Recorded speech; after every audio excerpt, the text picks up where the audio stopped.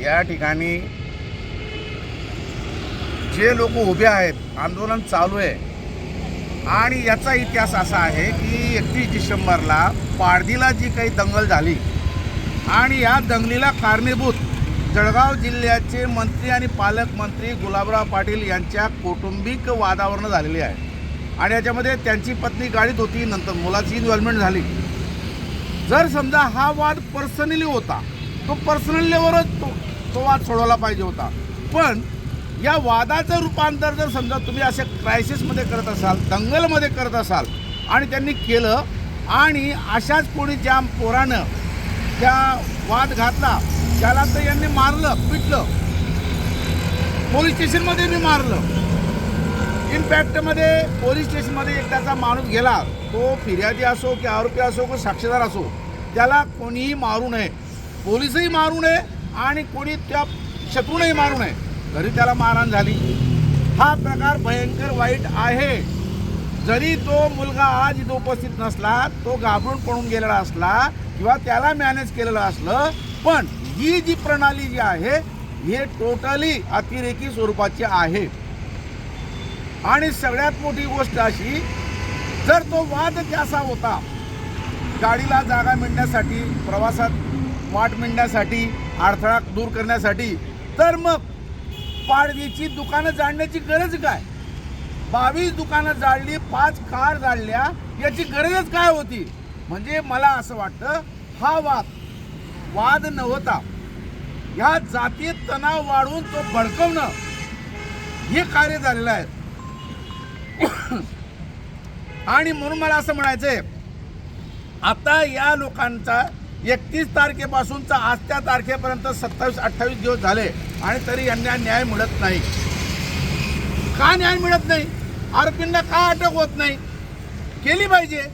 जर समजा माझा अनुभव आहे, आम्ही लोकशाही दिनाला कागदाची लढाई लढतो आणि आमच्यावर आरोप होतो, आम्हाला 8 दिवस जेलमध्ये ठेवलं जळगावमध्ये। म्हणजे कागदाची लढाईसाठी आम्हाला तुम्ही 8 दिवस जेलमध्ये ठेवले आणि ज्या लोकांनी आगी लावल्या, दुकानं जाळली, माणसानं मारलं, त्यांना मात्र अटक होत नाही। अरे कसला न्याय, कसली लोकशाही, कसले गृहमंत्री, कसला मुख्यमंत्री? फडणवीस, देवेंद्र फडणवीस, तुमचं साथ चुकीचं आहे।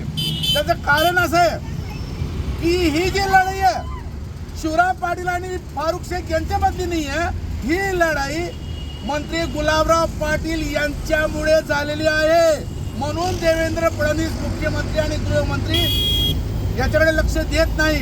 जर समजा या भारतीय संविधानामध्ये सामान्य माणसापेक्षा एका आमदाराला आणि एका मंत्र्याला जर तुम्ही असं अनड्यू वेटेज देत असाल तर ही लोकशाही नाही आहे। Mister Devendra Fadnavis, you are absolutely wrong here. तुम्ही शासन चालवतात, शपथ घेतात, 15 ऑगस्ट दाखवतात, तुम्हाला 26 जानेवारी प्रजा सांगतात, मग इथं या प्रजेची सत्ता आहे तरी कुठे? म्हणून देवेंद्र फडणवीस साहेब, जे प्रकरण बीड जिल्ह्यामध्ये झालं तेच प्रकरण माझ्या जळगाव जिल्ह्यामध्ये चालू झालेलं आहे आणि आमचे मंत्री गुलाबराव पाटील यांना प्रोटेक्ट करण्यासाठी देवेंद्र फडणवीस जाणीवपूर्वक या लोकांची जे नुकसान भरपाई देत नाही आणि जाणीवपूर्वक ती दुकानात जाणणाऱ्या आरोपींना अटक होत नाही। असं का? असं का?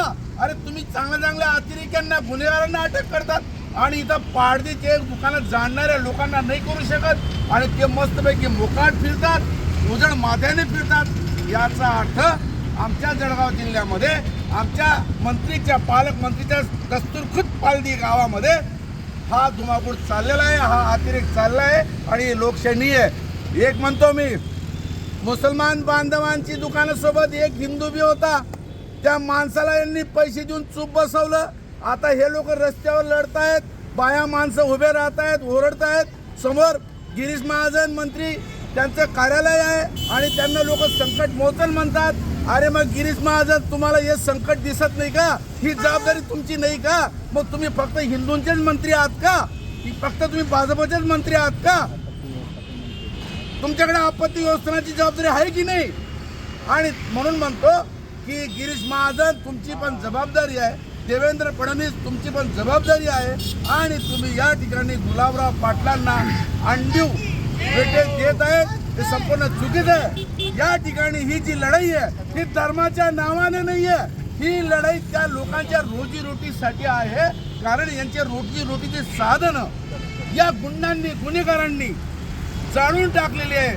आणि म्हणून मी असं म्हणतो की देवेंद्र फडणवीस, प्रजासत्ताक दिन जर खरंच तुम्हाला साध्य करायचा असेल, साजरा करायचा असेल, तर या प्रजेच्या हिताचं रक्षण करणं तुमची जबाबदारी आहे। आज या मुस्लिम बांधव जे अल्पसंख्य आहेत म्हणून तुम्ही दुर्लक्ष करतात, पण हीच गुन्हेगारी जर वाढली तर हीच वेळ हिंदू बांधवांवर सुद्धा येणार आहे। आणि म्हणून मी असं म्हणतो, जर आमचा कोणी मंत्री माझ्यावर आलेला असेल त्याला लगाम लावणं खूप आवश्यक आहे। आणि जे कोणी आरोपी जाळपोळ करणारे असतील, जे कोणी आरोपी माराठोकी करणारे असतील, त्यांना अटक करणं खूप आवश्यक आहे, असं माझं स्पष्ट मत आहे।